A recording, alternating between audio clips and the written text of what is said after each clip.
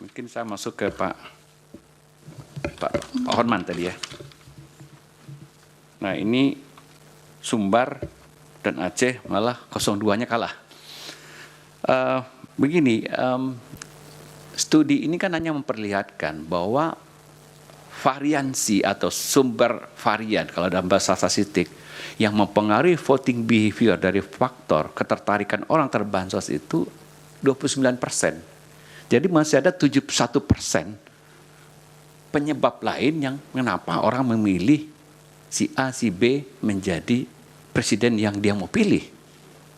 Jadi masih ada faktor lain. Nah, faktor-faktor yang ini sekaligus juga merespon mungkin yang mulia Bu Eni Nurmadingsi bahwa Pak Arsul Sani juga bahwa memang masih ada faktor-faktor yang lain, misalnya yang sering dikemukakan dalam studi-studi voting behavior itu penilaian terhadap kandidat. Ya, apakah kita punya aspek-aspek positif, kinerjanya bagus, kampanyenya bagus, komunikasinya bagus, dan seterusnya.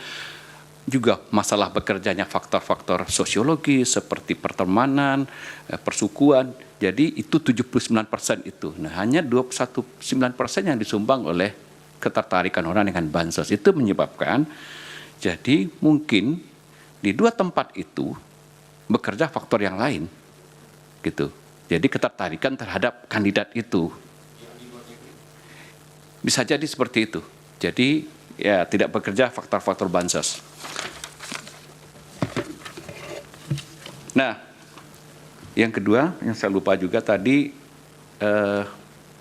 Bu Eni, Prof. Eni bertanya apakah misalnya praktek klientelisme itu bisa juga terjadi di negara maju, tidak hanya di negara-negara berkembang.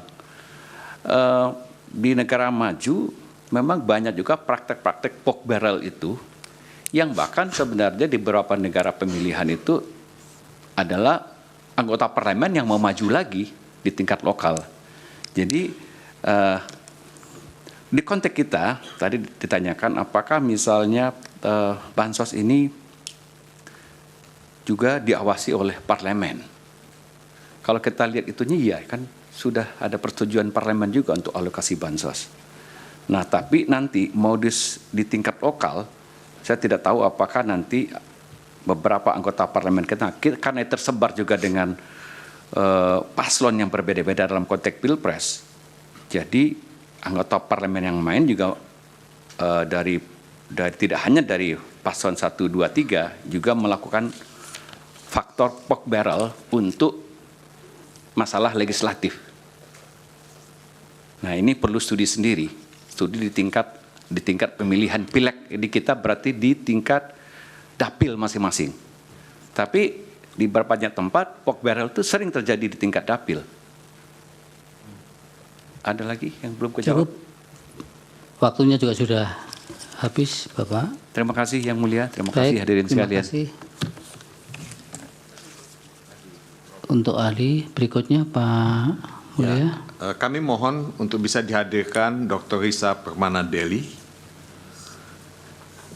Dia ahli psikologi politik juga Yang Mulia. Terima kasih.